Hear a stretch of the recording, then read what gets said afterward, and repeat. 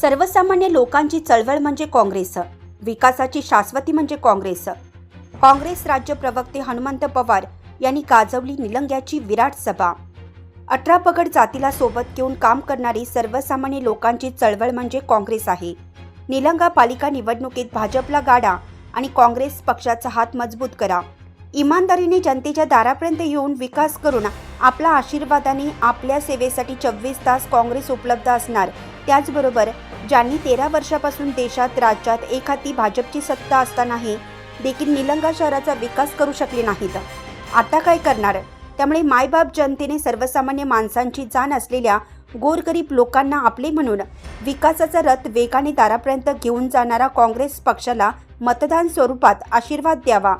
बदल घडेल आणि विकास होईल, अशी प्रतिक्रिया काँग्रेस महाराष्ट्र राज्याचे प्रवक्ते हनुमंत पवार यांनी यावेळी शहरातील नीलकंठेश्वर मार्केट यार्ड मैदानात भव्य दिव्य विराट सभेला संबोधित करताना दिली आहे.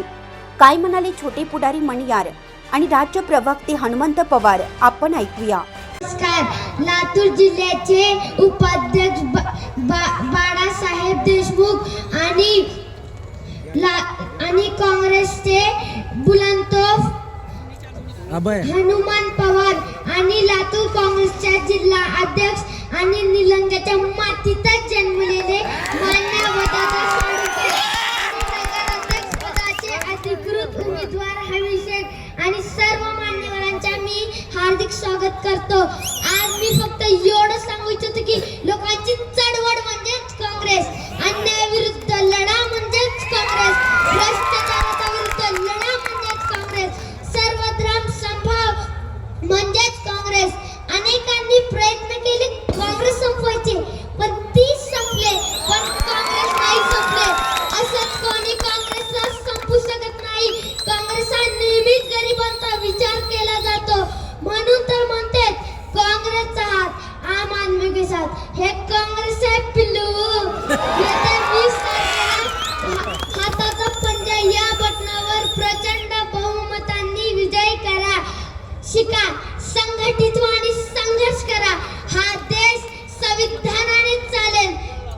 डॉक्टर बाबासाहेब आंबेडकर. जय हिंद, जय भीम. धन्यवाद.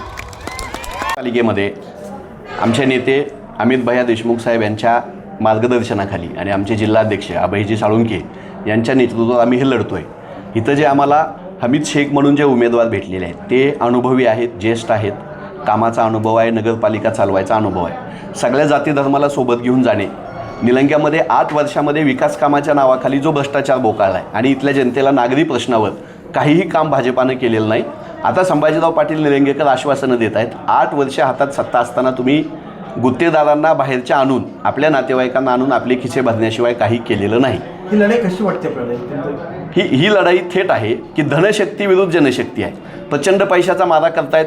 त्यांच्या अनेक मंत्र्यांना त्यांनी इथं पैसे घेऊन पाठवल्याची आम्हाला माहिती मिळालेली आहे. निवडणूक आयोग कानाडोळा करतोय, पोलीस इथले त्यांना सहकार्य करतायत.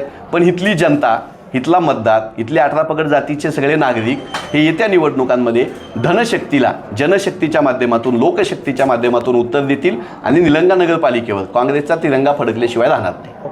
अशाच नवनवीन ताज्या घडामोडी पाहण्यासाठी आजच आमच्या YouTube चॅनलला लाईक करा, शेअर करा, सबस्क्राईब करा आणि हो, बेल आयकॉन प्रेस करायला विसरू नका.